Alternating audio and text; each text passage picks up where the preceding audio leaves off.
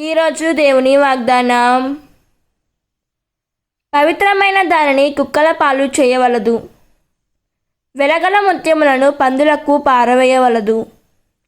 అవి కాళ్ళతో త్రొక్కి నీపై పడి నిన్ను చీల్చివేయును.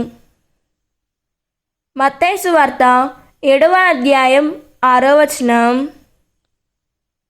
ఈ వాక్యం మనకు ఏం చెబుతున్నదంటే, ప్రభువు చెప్పిన ఈ వాక్యం పవిత్రమైన విషయాల విలువను గుర్తు చేస్తుంది.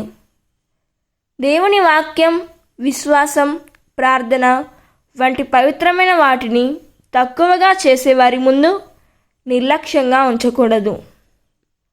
జ్ఞానంతో, వివేచనతో దేవుని సత్యాన్ని పంచుకోవాలని ఈ వాక్యం మనకు బోధిస్తుంది. దేవుడు ఈ వాక్యం వింటున్న ప్రతి ఒక్కరిని దీవించునుగాక. ప్రార్థన.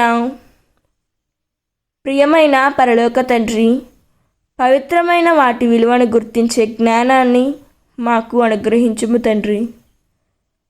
ప్రభువా, మీ వాక్యాన్ని గౌరవించే హృదయాన్ని ఇవ్వుము. ఎప్పుడు, ఎక్కడ, ఎవరికి మీ సత్యాన్ని పంచాలో తెలిసే వివేచనను ప్రసాదించుము తండ్రి.